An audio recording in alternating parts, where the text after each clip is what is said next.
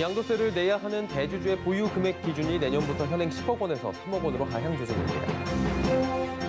5일 3분기 기업들의 영업이익 추정치가 한 달 전보다 5.8% 늘어난 것으로 나타났습니다. 3분기 해외 주식 결제 금액이 70조 원을 넘어서며 사상 최대치를 기록한 가운데 국내 투자자들이 테슬라 주식을 가장 많이 산 것으로 집계됩니다. 국회 기획재정위원회 소속 고용진 의원이 대법원의 요청에 받은 집합건물 증여 현황을 분석한 결과 7.10 대책 이후 상반기 월 평균 징역 건수는 13,515건까지 늘어났습니다. 센 경제라이브 시작합니다.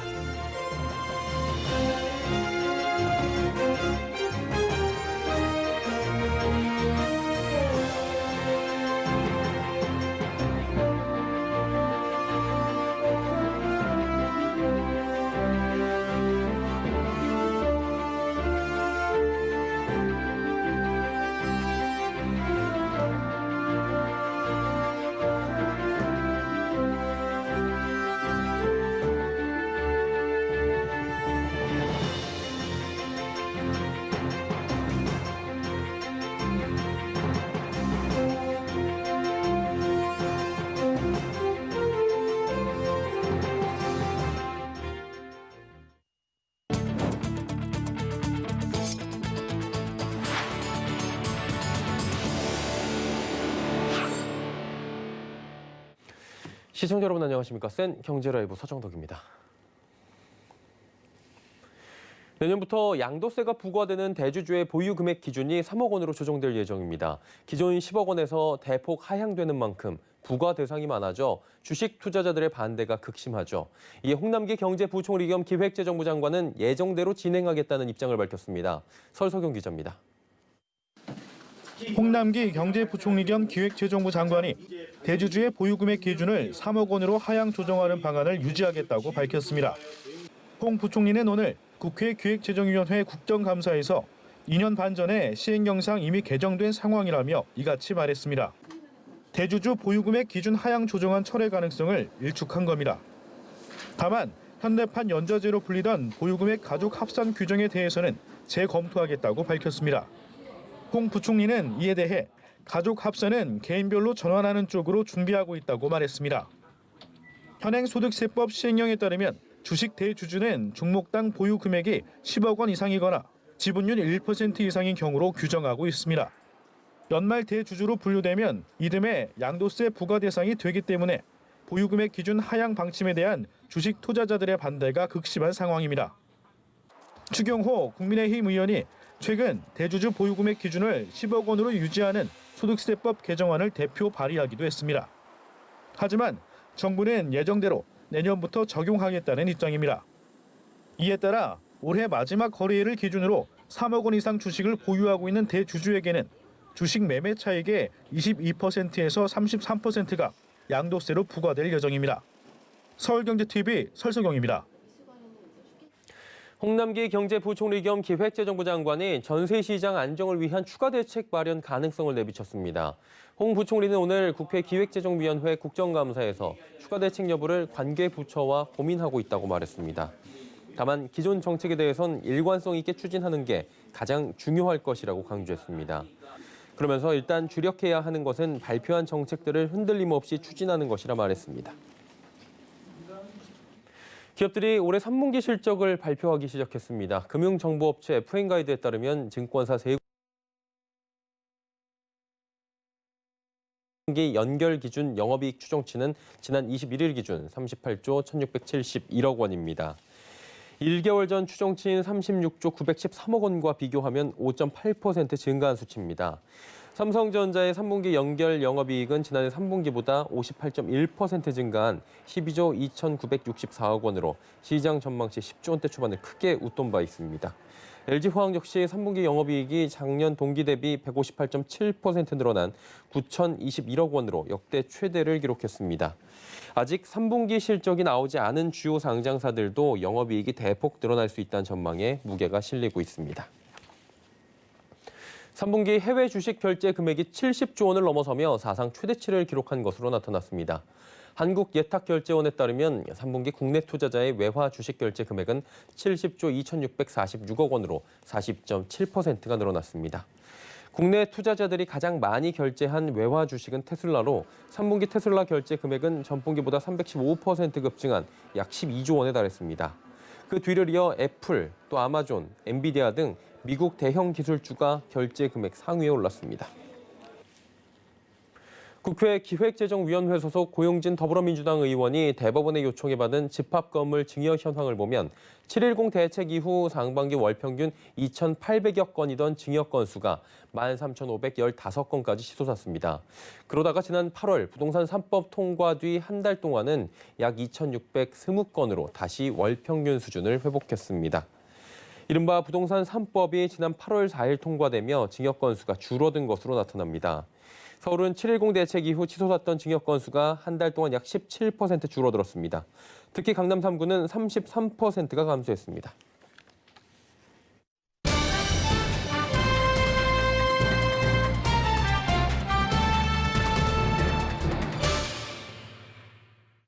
올해 국정감사 막바지에 다다랐죠. 은행권 급감의 경우에는 시작 전부터 CEO들의 출석이 대거 무산이 되면서 좀 김 빠진 국감이다라는 평가가 나오기도 했습니다. 자, 그래서 각 위원회별로 다양한 은행권의 지적사항들이 나오긴 했죠. 자, 어떤 내용들이 나왔는지 금융부의 정순영 기자와 함께 정리해보는 시간 갖도록 하겠습니다. 어서 오세요. 네, 안녕하십니까? 네. 내일 이제 종합감사만 남겨주고 있다고 하는데 뭐 다양한 통계들이 쏟아져 나왔고요. 그중에서 눈에 띄는 부분이 비정규직이 늘고 있다는 통계가 나왔습니다. 실적은 역대 최대다라고 하는데 비정규직은 늘고 있다. 조금 의외네요.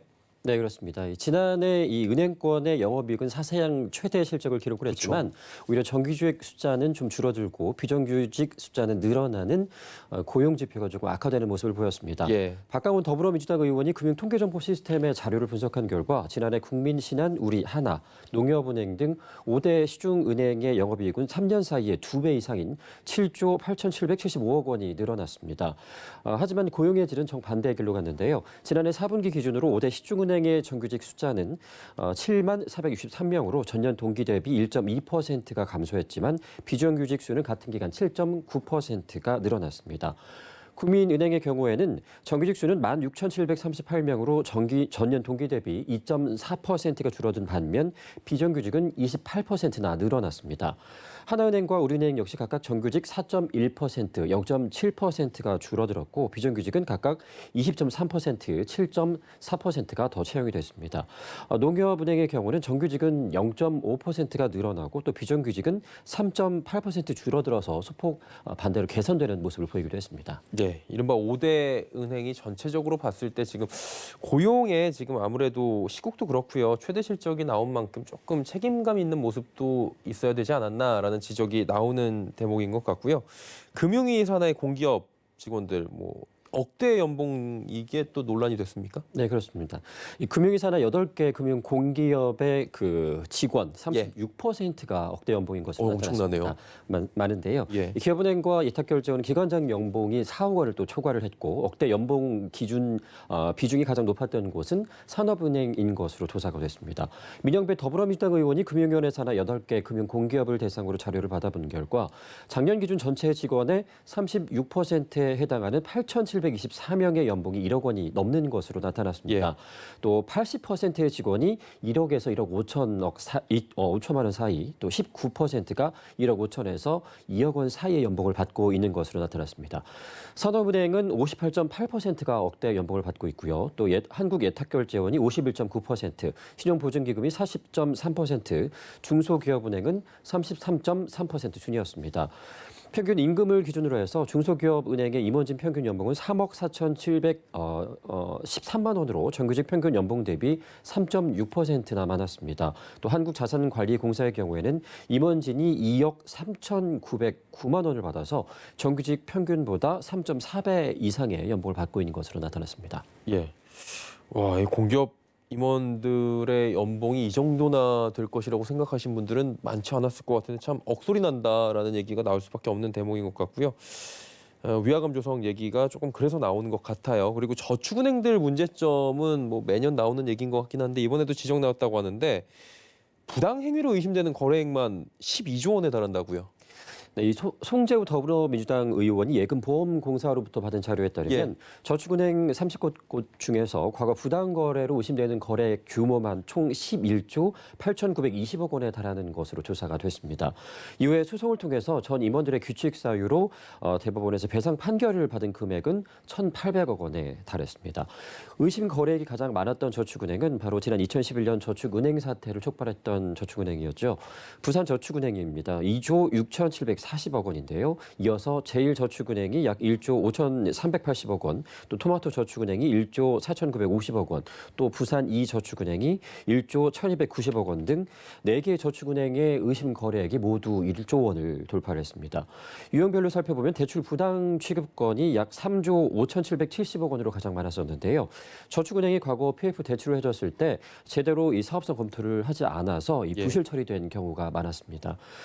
회수가 완료된 대형 저축은행을 제외한 30곳의 저축은행에 해당하는 정부의 특별 개정지원금은 27조 300억 원이었는데요. 이 중에서 아직 14조 1,800억 원이 회수가 되지 못하고 있는 상황입니다. 이게 다 그 모럴 해저드라고 하는 그 방만한 경영 도덕적 해이 때문인데 이 회수가 되겠죠. 돼야 될 것 같고요. 금융공기업 보니까 뭐 유리천장 깬다 이런 얘기들은 매년 나오는 것 같은데 여성 임원들을 뭐 찾아볼 수 없다는 얘기가 있어요. 유리천장 단단한가 봐요, 아직. 네, 여전한 것으로 조사가 됐습니다. 금융공기업 9곳 중에 8곳은 여성 임원이 전혀 없는 것으로 조사가 됐는데요. 배진규 정의당 의원이 작년 기준 금융공기업 9개 기관의 고용 현황을 조사한 결과 여성 근로자가 차지하는 평균 비율은 39.5%였습니다. 평균 근속 연수는 9.5년으로 남성에 비해서 4.9년이 짧은 것으로 나타났는데요. 9개 기관 임원 중에 총 56명 중 여성은 한국자산관리공사에 2명에 불과했고 나머지 8개 공공기관은 여성 임원이 전혀 없었습니다. 상급 이상 고위직급의 여성 비율은 14.9%였고 평균 근속 연수 역시 남성에 비해서 4.9년이 짧았습니다. 남성 대비 여성 임금의 격차는 평균 71.3% 수준이었는데요. 한국자산관리공사 74%, 신용보증기금 75%, 금융감독원 76% 순이었습니다. 이렇게 남성 대비 여성 직원들의 임금 격차가 크게 나는 것은 여성이 남성에 비해서 근속연수가 좀 짧고 또 여성 고위 임원직의 비율이 상대적으로 적기 때문인 것으로 보입니다. 여성 근로자의 평균 근속기간은 한국주택금융공사가 6.5년으로 가장 짧았고 중소기업은행이 12.8년으로 가장 긴 것으로 또 나타나기도 했습니다. 사실 여성분들 중에서 능력 있는 분들 굉장히 많을 텐데 0명이라는 수치는 사실 좀 이해하기 어려운 것 같은데 내년에는 좀 개선이 됐다 이런 뉴스를 저희가 기대를 해보고 있고요. 기업은행, 산업은행 얘기해 볼게요. 임직원들 금융사고가 가장 많은 곳이 이곳입니까? 네, 이 국책은행의 내부 통제 시스템에 구멍이 나 있는 것이 아니냐라는 그 문제가 제기됐던 통계이기도 한데요. 이정문 더불어민주당 의원이 금융감독원으로부터 받은 자료에 따르면 국내 은행의 금융사고 현황을 조사를 해봤습니다. 올해 상반기에만 21건 또 31억 원 규모의 금융사고가 난 것으로 조사가 됐는데요. 지난 2016년부터 최근 5년간 누적 그 통계 기준으로 해서 총 185건의 금융사고로 총 4,792억 원의 피해가 난 것으로 나타났습니다. 지난 금융사고 금액 기준으로 보면은 기업은행이 가장 많았습니다. 1,337억 원, 또 산업은행이 1,297억 원으로 나란히 국책은행이 2위를 기록을 했는데요. 농협은행, 우리은행, 부산은행이 바로 뒤를 잇기도 했습니다. 은행별로는 우리은행이 33건으로 가장 많았고요. 또 국민, 신한은행이 27건, 하나은행이 23건, 농협은행이 19건 순이었습니다. 이 가운데 은행의 내부 감사 시스템을 통해서 적발이 된 건수는 약 5년간 평균 32%에 불과했는데요. 국책은행인 산업은행과 기업은행의 금융사고 내부 적발률은 각각 40%와 33%로 민간은행에 비해서 큰 차이가 나지 않은 상태였습니다. 뭐 사실 국책은행이어서 꼭 이렇게 문제들이 발생한다고 보기는 어렵지만 문제가 발생한 곳들을 찾아보니까 아이러니하게 다 국책은행들이 1, 2위를 하고 있는 부분이 있네요. 이제 은행들 채용 비리 마지막으로 좀 여쭤볼 텐데 사실 매년 나오는 얘기잖아요. 은행권, 뭐 금융권 비리들. 아직도 근무 중인 부정 채용자들이 많아요? 네, 이 배진교 의원이 분석한 은행권 채용 비리 관련 재판 기록에 따르면 대법원은 최종 판결에서 유죄로 판결이 났던 부정채운자 총 61명입니다. 이 중에 아직 상당수가 은행에 여전히 근무하고 있는 것으로 조사가 됐는데요. 우리은행의 경우에는 전 국가정보원 처장의 딸과 또 전 금융감독원의 부원장부의 조카가 여전히 한 지점에 계장으로 근무 중인 것으로 나타났습니다. 이런 부정채용자가 우리은행에만 총 19명이 여전히 근무하고 있는 것으로 조사가 됐는데요. 예. 또 신한은행의 인사부서의 경우에는 경영진의 추천 명단을 별도로 관리를 한 바가 있었습니다. 전 금융주주의 최고 경영진 관련자 또 지방 언론사 대주주의 자녀 등이 표기가 돼 있어서 지원자들이 최하위권의 그런 등급을 받았는데도 불구하고 결국 최종 채용이 된 바가 있었는데요. 예. 이렇게 부정 채용된 사람들 중에 아직까지 18명이 신한은행에 근무하고 있는 것으로 조사가 됐습니다. 또 국민은행은 검찰의 채용비리 수사에서 가장 많은 368건의 사례가 적발이 됐고요. 하나은행은 239건의 사례가 적발이 됐었습니다. 우리은행 같은 경우는 가장 먼저 이 채용 취소와 관련된 법률적인 검토를 들어간 상태이기는 하지만 이 채용 취소에 대한 결론이 나올까지는 언제가 될지 모르는 상태이기 때문에 아직 시일이 꽤 걸릴 것으로 보입니다. 그런데다가 나머지 은행들도 아직 채용 취소와 관련돼서는 심지어 검토조차 하지 않고 있는 것으로 알려진 상태입니다. 네. 적발된 게 이 정도고 적발이 된 이후에도 지금 이렇다 할 시정 조치가 잘 일어나지 않고 있다는 얘기입니다. 그리고 이제 보이지 않는 부정 채용들도 굉장히 또 많을 것 같다라는 생각들을 하실 텐데요. 답답해지실 수도 있을 것 같아요. 국감 때뿐만이 아니라 금융당국에서 좀 수시로 은행들의 비리를 확실하게 단속을 해줬으면 하는 바람을 가져보도록 하겠습니다. 정순영 기자와 함께했습니다. 고맙습니다.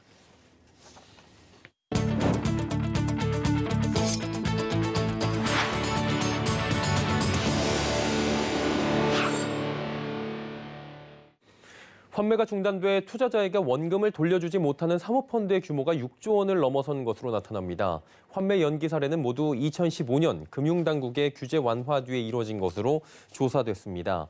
국회 정무위원회 소속 박광원 의원이 금융감독원에서 받은 자료에 따르면 지난 8월 말 기준 환매 중단 펀드 규모는 6조 589억 원으로 집계됩니다. 최근 10년 동안 사모펀드 환매 연기 건수는 361건으로 모두 2018년 이후 발생했습니다. 일부 보험사에서 진행하고 있는 주택담보대출 금리가 은행보다 더 저렴한 것으로 나타났습니다. 오늘 생명보험협회가 발표한 10월 대출 공시에 따르면 생명보험 각사의 분할 상환 방식, 아파트 담보대출 상품의 최저금리는 2.41%부터 3.08%의 분포를 보였습니다. 삼성화재의 9월 변동금리 상품의 최저금리는 2.04%로 최저 수준을 기록했습니다. 올 들어 보험사 주택담보대출 금리가 계속 낮아지며 최저금리가 은행의 대출금리와 비슷한 수준까지 떨어졌다는 분석이 나옵니다. 지난해까지만 해도 코엑스나 킨텍스에서 열리는 대규모 전시회에 가면 참가객만 수만 명에 달할 정도로 북적였었죠. 이런 일반적 전시회 모습이 코로나19 사태로 크게 바뀌고 있다고 합니다. 변화된 전시회의 모습 문다혜 기자가 전해드립니다. 지페어 코리아 2020이 열린 어제 경기도 일산 킨텍스 제2전시장. 지난해만 해도 기업 관계자와 국내의 바이어, 일반 관람객 등으로 8에서 9만 명이 북적였던 것과 달리 올해 행사장은 한산합니다. 경기도와 경기도 경제과학진흥원이 중소기업 우수상품 전문 무역 전시회 지페어 코리아 2020을 열었는데 코로나19를 감안해 온라인 비대면 방식으로 바꾸며 현장 참가객이 크게 줄어든 겁니다. 코로나19로 전시회 운영 방식도 크게 바뀌었습니다. 주최 측은 해외 바이어들의 입국이 어려운 점을 고려해 국내 최대 규모인 80개의 화상 상담장을 마련, 중소기업의 수출 상담과 구매 상담을 지원했습니다. 시간과 장소의 제약이 없어지며 기업과 바이어 간 상담은 더 늘었고 기업은 미리 맞춤형 제안을 준비할 수 있게 돼 더 심도 있는 상담이 가능해졌습니다. 오프라인 전시 대신 온라인 전시관이 도입됐으며 오프라인 행사 축소로 아낀 비용은 중소기업들의 해외 수출에 필요한 홍보 영상 제작에 사용하기로 했습니다. 참가 기업들은 오프라인 부스 제작 등 홍보 비용을 아끼고 더 효율적인 상담이 가능해졌다며 긍정적인 반응입니다. 바이어하고 직접 상담을 했을 경우에 그 바이어가 어떤 기능을 가지고 있는지 어떤 목적을 갖고 있는지 잘 알 수 없었습니다만은 이번에 사전 미팅을 통해서 서로 기업들을 평가하고 사전에 알고 있음으로 인해서 미팅을 좀 더 수월하게 할 수 있는. 이번 행사를 주최한 경기도는 이번 전시회를 시작으로 코로나19로 변화한 상황에 맞춰 중소기업 지원에 나섭니다. 우리 중소기업들은 그동안에 모든 마케팅의 활동들이 아날로그적인 방식에다가 이렇게 좀 젖어 있었는데, 그래서 앞으로는 그런 홍보 콘텐츠가 디지털화될 필요성들이 많기 때문에 계속 이 온라인 분야의 전시회라든가 온라인 이처럼 경기도가 방식을 바꿔서라도 전시회를 연 것은 지난해 코트라의 지원 사업에 참여해 수출에 성공했던 중소기업의 절반가량이 코로나19로 올해 상반기 수출이 중단되는 등 심각한 어려움을 겪고 있기 때문입니다. 코로나19 사태로 도입된 새로운 형태의 언택트 전시회, 참여 기업과 바이어 모두에게 긍정적인 반응을 이끌어내며 코로나19 사태 종식 이후에도 오프라인과 함께 새로운 형태로 자리 잡을 것으로 전망됩니다. 서울경제TV 문다입니다. 도시재생, 이 낙후된 지역에 활력을 불어넣고 또 활동적인 지역으로 재생하는 것을 뜻하죠. 서울시가 포스트 코로나 시대를 대비한 도시재생의 미래와 또 전략에 대해 논의하는 자리를 가졌다고 합니다. 서청석 기자입니다. 서울시가 포스트 코로나 도시재생의 미래와 전략을 주제로 한 2020 서울 도시재생 국제 컨퍼런스를 개최했습니다. 이번 컨퍼런스는 사회와 경제, 문화 등 삶의 전반에서 대전환이 예상되는 포스트 코로나 시대에서 도시재생의 새로운 가치와 비전을 찾기 위해 마련됐습니다. 2020 서울 도시재생 국제 컨퍼런스는 도시재생 분야 최대 국제 행사로 올해는 유엔 산하 국제기구 유엔 해비타트와 어반 옥토버와 연계해 규모와 내실을 더 탄탄히 했습니다.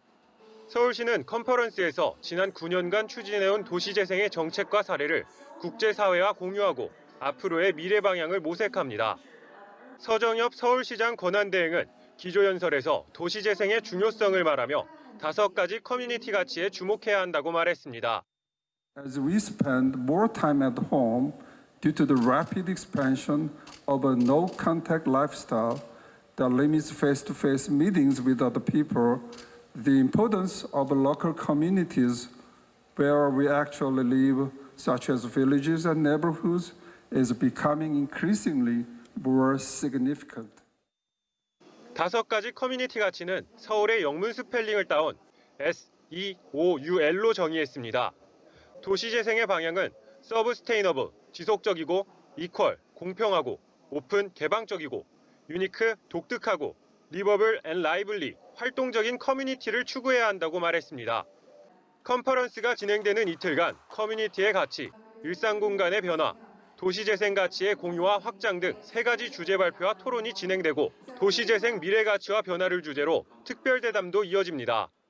서울시는 이번 컨퍼런스를 통해 서울형 도시재생의 가치가 국제사회로 확산되길 기대하며 논의된 내용을 반영해 서울시 도시재생의 미래 전략을 수립할 것이라고 밝혔습니다. 2020 서울 도시재생 국제 컨퍼런스는 23일까지 이어지며 코로나19 확산 예방을 위해 온라인 화상회의로 진행돼 서울시 유튜브를 통해 누구나 관람할 수 있습니다. 서울경제TV 서청석입니다.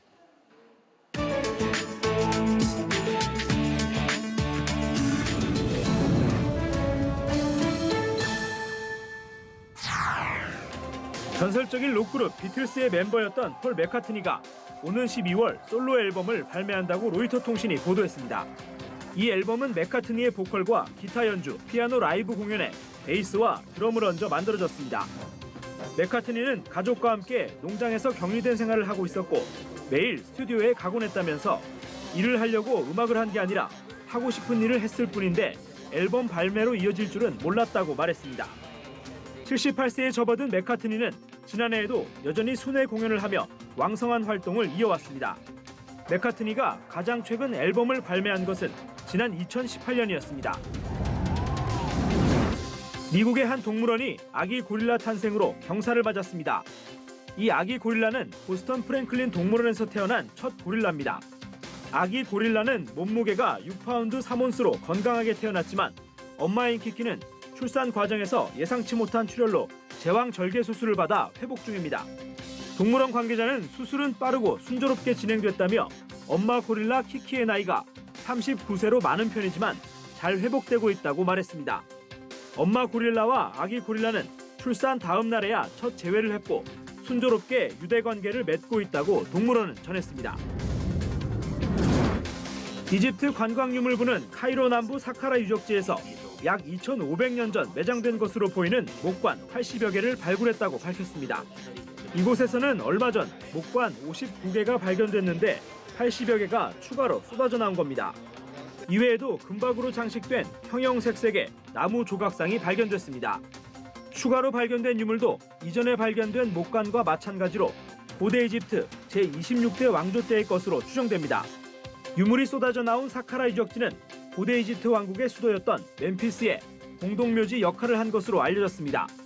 이집트 최초의 피라미드인 계단 모양의 조세르 피라미드와 상형 문자가 새겨진 우나스 피라미드 등으로 유명합니다. 브라질에서 다국적 제약회사 아스트라제네카와 영국 옥스퍼드대가 개발 중인 코로나19 백신의 3상 임상시험 참가자 1명이 사망했습니다.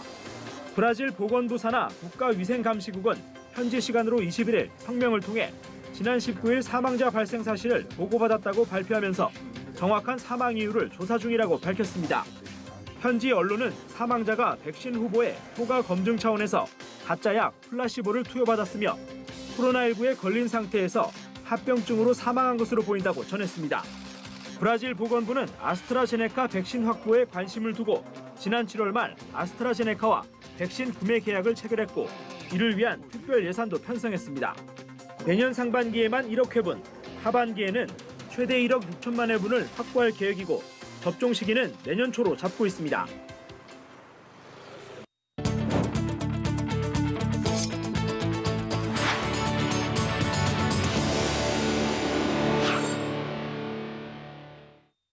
센 경제 라이브 마치겠습니다. 함께해 주신 여러분 고맙습니다.